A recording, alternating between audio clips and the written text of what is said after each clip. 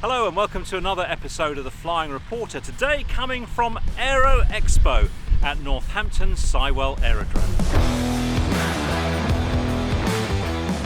Coming up later, we'll go behind the scenes as my cameraman and I film at the show. There's a big red button here, John. You know what I'm like with big red buttons. Just want to push it. We meet a merry band of Flying Reporter supporters. Fantastic videos. Cool. This thing's actually inspired me to get my licence. And share some funny outtakes and bloopers. Take 5. Right, I've got to have a straight face when I do this. But first, to the sleek and shiny Cirrus. The SR series is 21 this year. Where did that time go? You've got 2 new aircraft here. We're going to show you a fantastic aircraft in a moment. Yeah. But it's still fantastic, but not quite as fantastic as the one that's over there. Yeah. Is this one. This is the SR22T. Turbo GTS. So the latest and greatest from Cirrus is a Generation 6. Yeah. So over the last 25 years, we've constantly innovated on the product.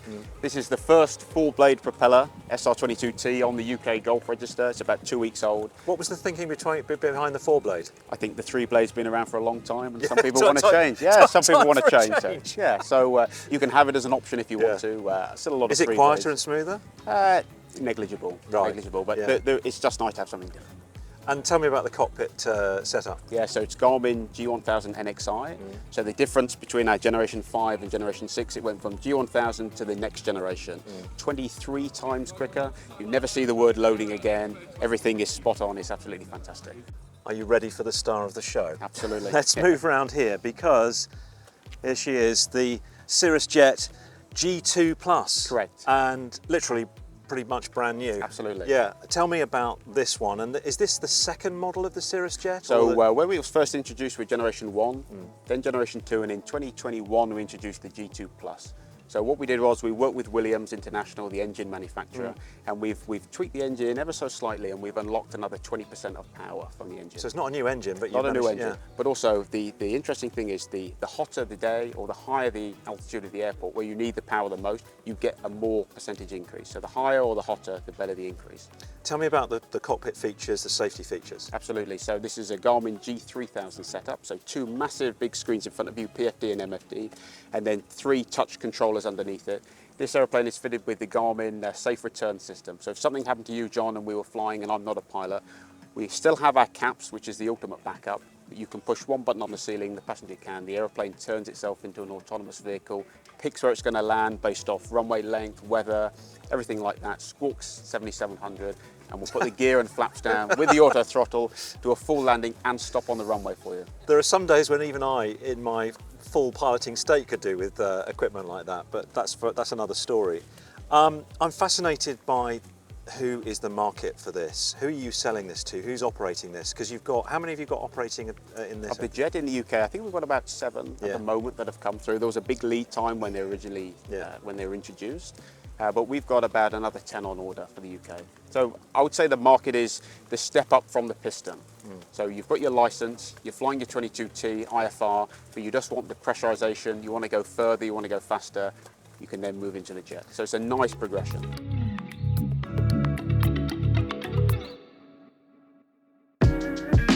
India Victor is getting some well-deserved TLC from Mark at Aeroshine. I'm doing a meet and greet later, and I want the aircraft to look its best. While Mark carries on with the scrubbing and polishing, I'm continuing to explore the exhibition stands, and it's great to see some life-saving innovations from British companies. I've come across an amazing story here at the event now, and I want to tell you all about it because I'm really excited about it. This, as you will know, if you're an aviator, is a personal locator beacon. We carry them in our aircraft. Should we crash, we can set this off by pressing a button. It sends a signal to a satellite, and about an hour or an hour and a half later, possibly earlier if you're lucky, an emergency helicopter will come and rescue you. We use these in maritime as well. These guys here, Andrew Munro from Smith Myers, have found a way to turn this, your average mobile phone, into a PLB. I mean, just think about that. That's incredible. Andrew, tell me about the product. It's called Artemis.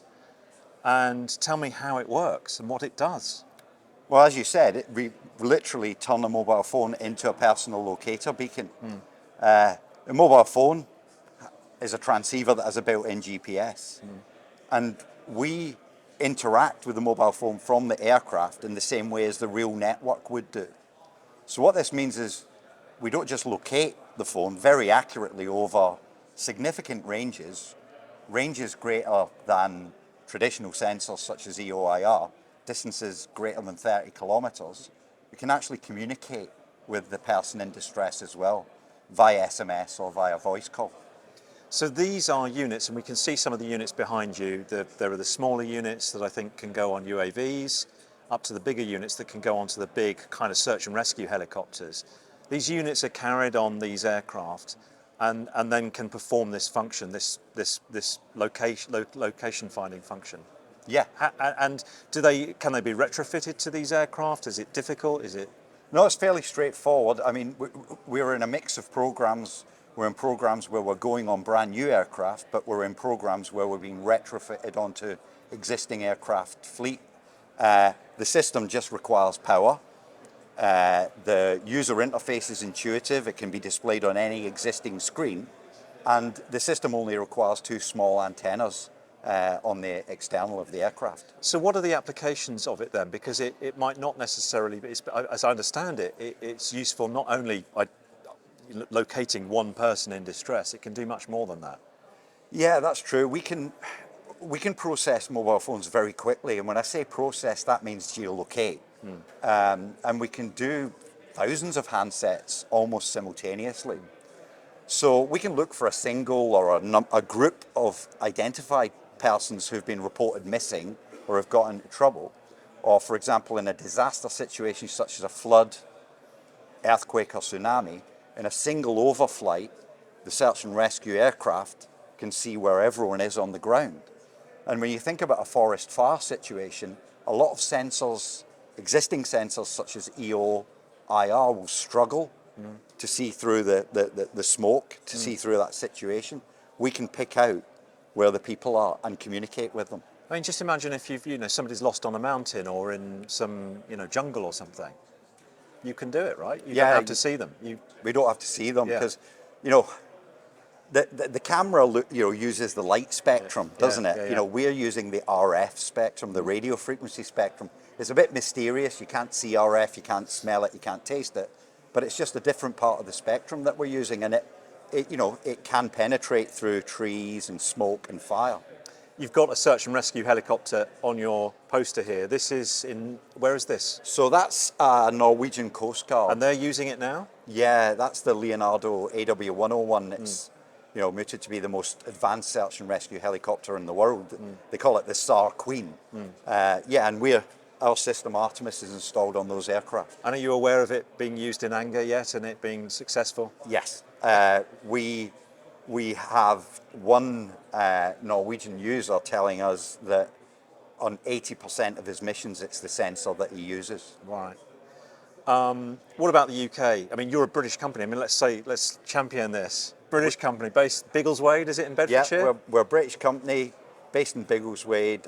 We're employee owned, which we're quite proud of. And yes, the system's in use in UK. It's in use all across Europe, North America, and the Middle East as well. So if you were to get into trouble, I guess, in the future, there's a better chance of you being found. And that's it. That's Make what it's sure all your about. mobile phone's charged before you go out in the hills. Well, there's a message we all could learn from. Andrew Munro, thank you so much. Nice to meet you. Nice well to meet done. you. Thank you.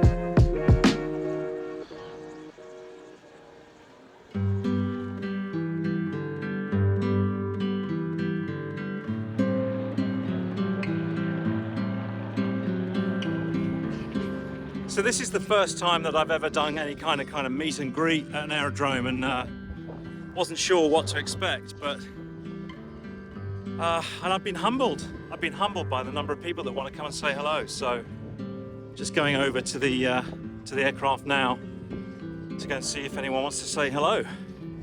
Hi. How are you? Good. I've been blown away by how many people have taken the trouble to come all the way to Aero Expo to tell me their flying stories, and how I, through my videos, have somehow been a part of their flying journey. Who are you? Melanie Jackson, Melanie, where do you fly from? Tate Hill and Slate, Shropshire. And where are you in your flying? I passed last August and finding places to go. So last weekend did a couple of flights, one to Wellesbourne and one to Shopton. Okay, John, so I've been following your channel for 5-6 years. Fantastic videos. Cool. And it's since actually inspired me to get my license. So yeah, so I fly a little C-42 microlight Yeah. out of Boston Airstrip. Where's that? It's just up in Lincolnshire, just off Hull Beach area on the Wash. And I was going to say, if you ever want to fly in there, then please give me. Yeah, it's a little 600-metre strip. So yeah.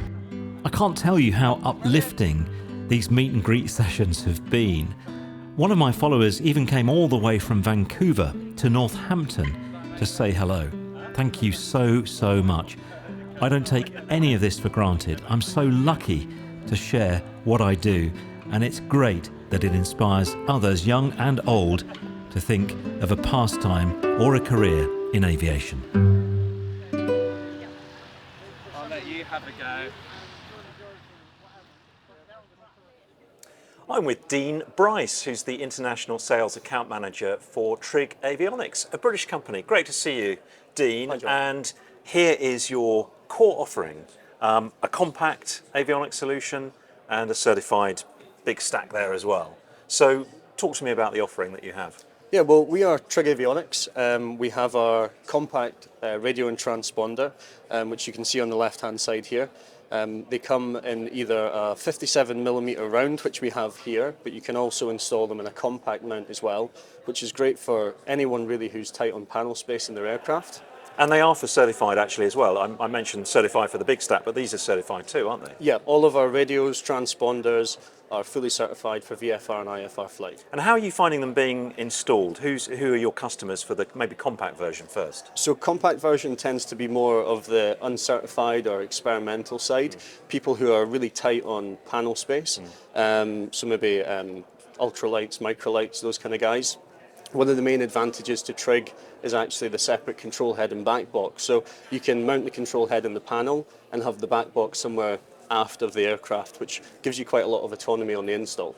And ADS-B out as well on the transponder. Yep, ADS-B very important for us at the moment, especially with the CA rebate, which has just been extended until March And that's 2024. applicable for this product. Correct, yeah. So all of the Trig transponders are ADS-B out capable. All they need is a small GPS box, which we call a TN72, and you add that into the back along with a GPS antenna, and that enables your ADS-B out. And what is the ADS-B capability of the transponder? So when it comes to transponder, ADS-B out capable, but more importantly, our GPS is capable of a number of different SIL levels and SDA levels, which means effectively it's future-proof for any potential mandate that comes along in the future.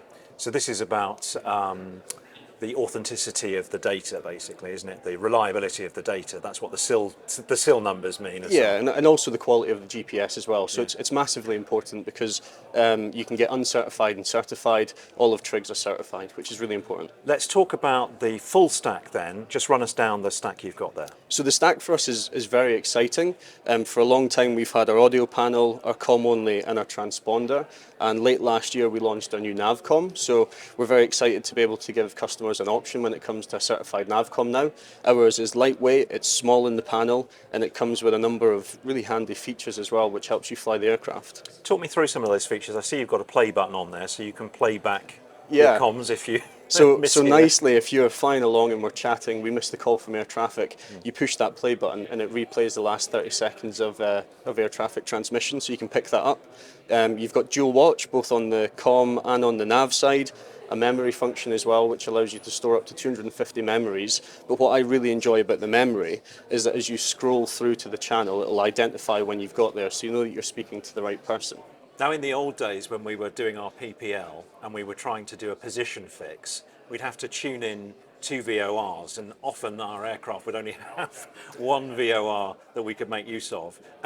You have to tune it, draw the line, see where you are, and then you have to tune and identify the other, by which time you've gone 5 miles up the track, and then work out roughly where your position is. With your Navcom, you can do that in a flash with one click, basically, can't you? Yeah, so on the nav side, you can actually dual watch two VORs, for example, and the TX56 will identify both radials for you. So you can very quickly get your map, get your ruler, get your pen, draw your two lines, and where your lines cross over, that's your position. So it puts the two radials on the display. Yes. Yeah, and you've also got a CDI that can come up there too, Yep. as well. An electronic CDI is built in, so if your CDI does fail, you can still track a VOR home. And what's nice as well, you mentioned the old days of tune and identify.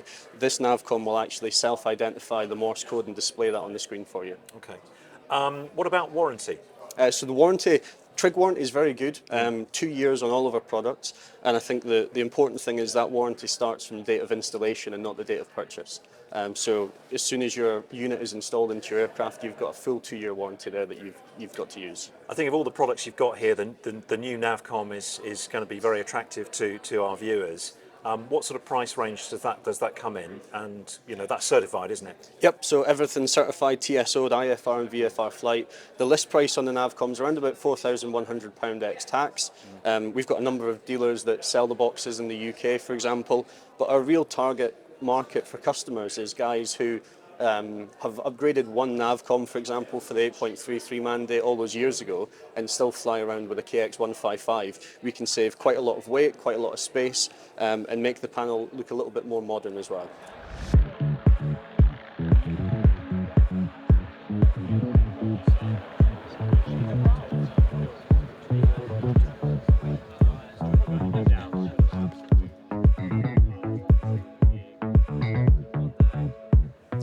I'm in the Special Mission Expo area of the show now, and I'm standing in front of a very special mission aircraft, the DA62 multi-purpose platform, the Vanguard. And it's the first time it's been in public. Yep, how lucky we are.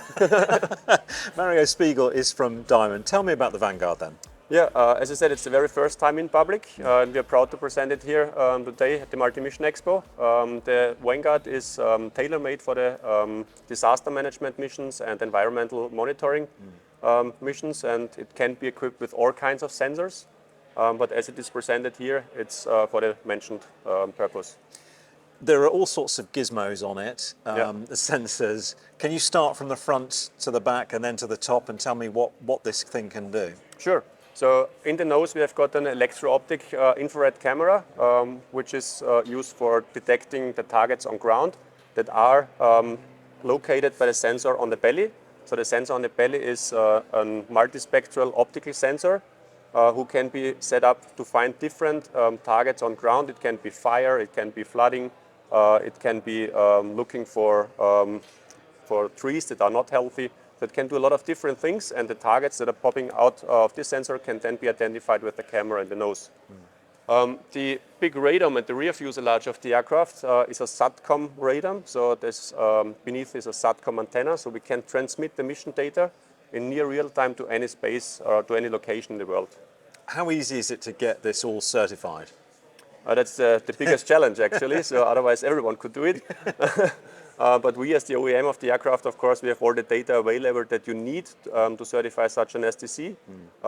And we have, meanwhile, done a bunch of STCs that allows us to install many different sensors on the aircraft. Yeah.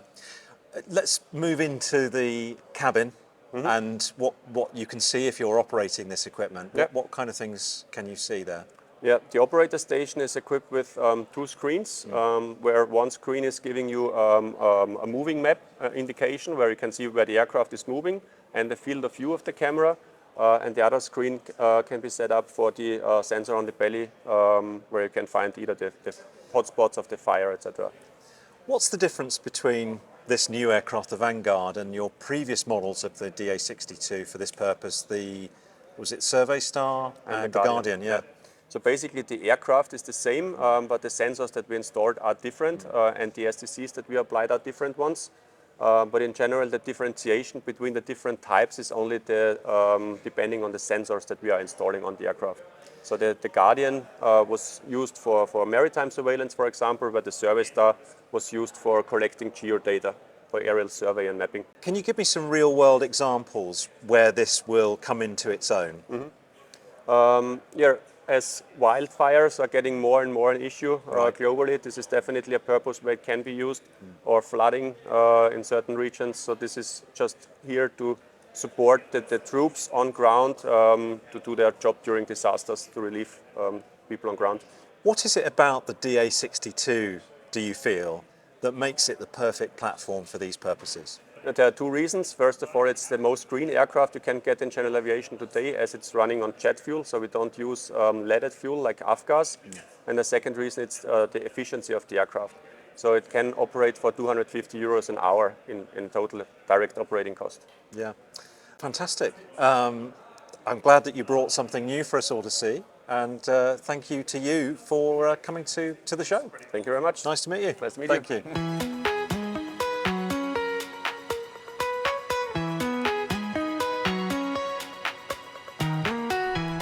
Well, Aero Expo 2023 is coming to a close now. This video isn't quite over because in a moment we're going to run through some of the bloopers and behind the scenes content that we filmed here over the last couple of days. It's been a pleasure reporting for Aero Expo during the course of the event. Thanks to the organisers for inviting me along, and thanks to all of you who came along to say hello as well. I really am humbled by some of the lovely comments that I've received, and it's just fantastic to meet so many of you as well.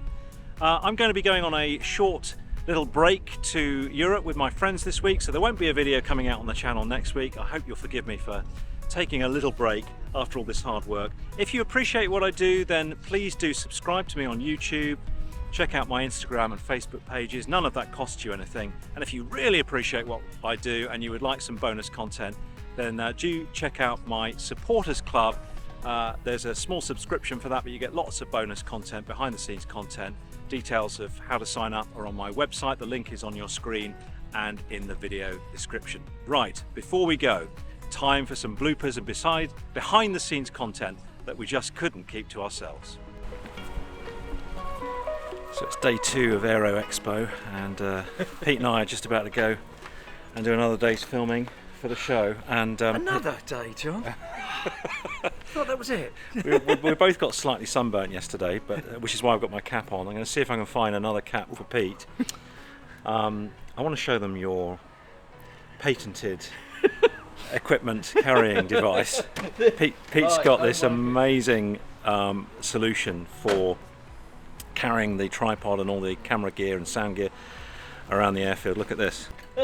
This is amazing. It's just a small assembly process. Oh, that goes on quite quick.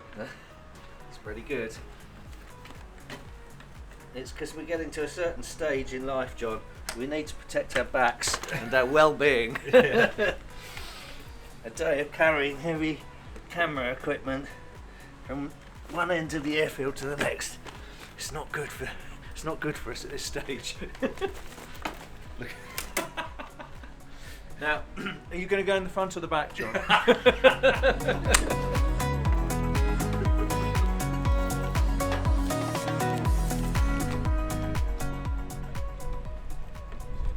Pete's got his ever special wide-angle lens on,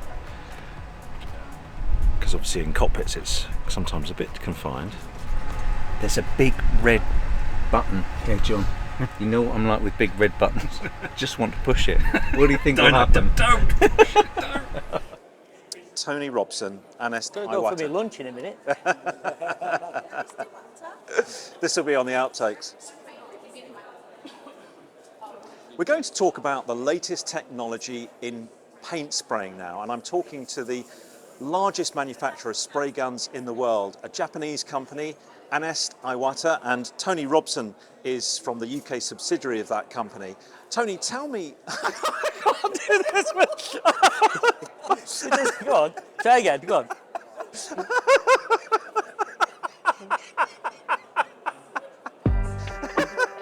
Take 5.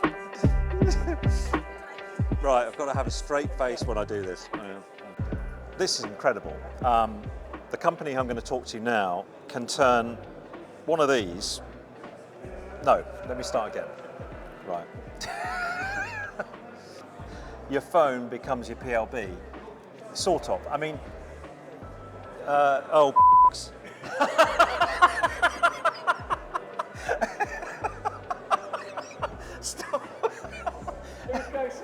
Oh, it was going so well.